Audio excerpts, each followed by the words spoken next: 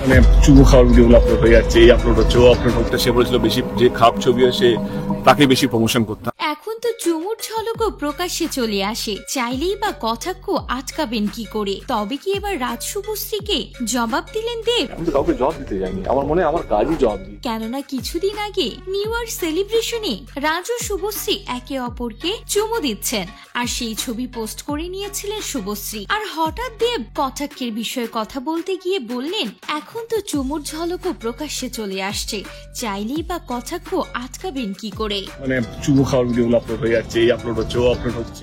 আমি বা খাদান পরিবার টলিউডের কাউকে কোনোভাবে কটাক্ষ করিনি, আমি কটাক্ষ করা পছন্দই করি না। কাউকে ট্রোল করা তাকে নিয়ে সম্প্রীতি গুঞ্জন উঠেছে দেব ভক্তরা নাকি অন্যদের কটাক্ষ করছেন, বিশেষ করে রাজ শুভশ্রী দম্পতিকে।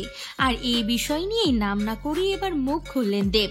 তিনি বললেন, প্রথমেই বলি, দেব এই বিষয়টিকে একেবারে সমর্থন করে না, কাউকে কটাক্ষ করার ঘোর বিরোধী আমি। একইভাবে এর সঙ্গে খাদান দলের কেউ কোনোভাবে যুক্ত নয়, কোনো ব্যক্তি বা তার পরিবারকে কেন্দ্র করে কটাক্ষ করা ভীষণ অপছন্দের।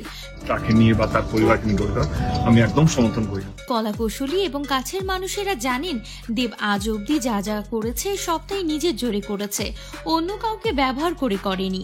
সারাদিন খাটছি, পরিশ্রম করছে, যাতে সাধারণ মানুষের কাছে আরো বেশি করে পৌঁছাতে পারি, দর্শক যাতে আরো বেশি করে প্রেক্ষাগৃহে আসেন, ছবি দেখেন। মন থেকে বলছি, এর বাইরে আর কিছুই চাই না।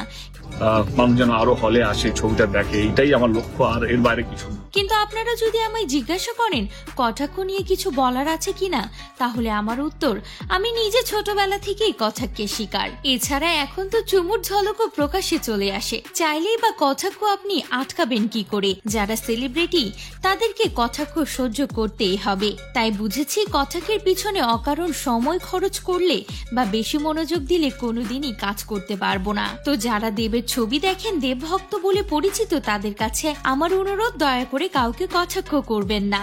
এভাবে জবাব দিলেন দেব। তবে কি রাজ শুভশ্রীকেই উদ্দেশ্য করে এমন কথা বললেন? কি মনে হয় আপনাদের? অবশ্যই কমেন্ট করে জানাতে ভুলবেন না।